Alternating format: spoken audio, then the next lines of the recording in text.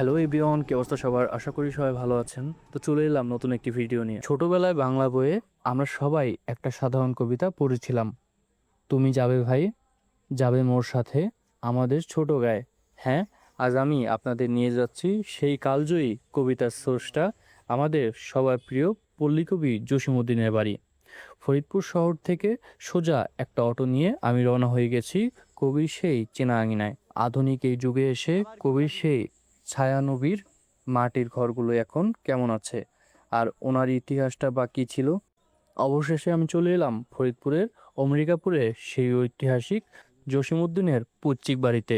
Gate দিয়ে ভেতরে ঢুকতেই চারপাশে শান্ত পরিবেশ, আর এই পুরনো গাছপালা আপনাদেরকে একদম মুগ্ধ করে দেবে।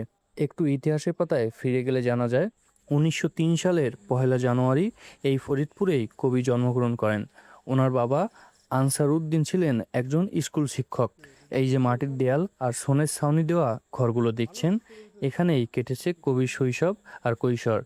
এই আঙিনায় বসেই তিনি পল্লীর রূপ, রস, গন্ধকে ওনার লেখার মধ্যে ফুটিয়ে তুলেছিলেন।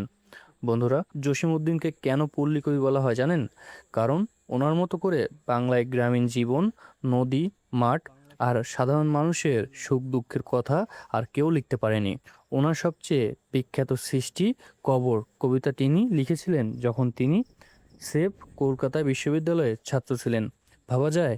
আর শুধু কবিতা নয়, ওনার নকশি কাঁথার মাঠ কিংবা সজন বাদিয়ার ঘাট বিশ্বজুড়ে সমাদৃত হয়েছে।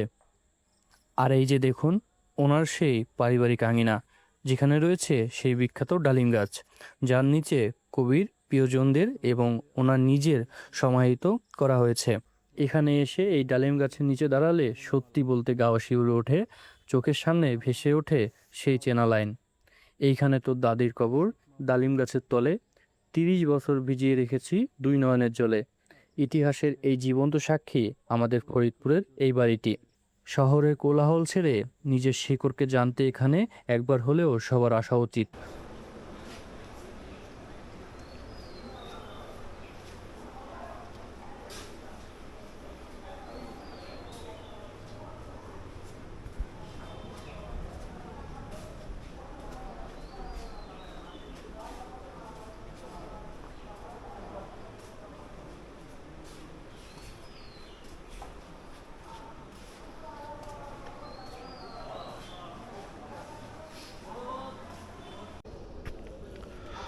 কবির সমাধি।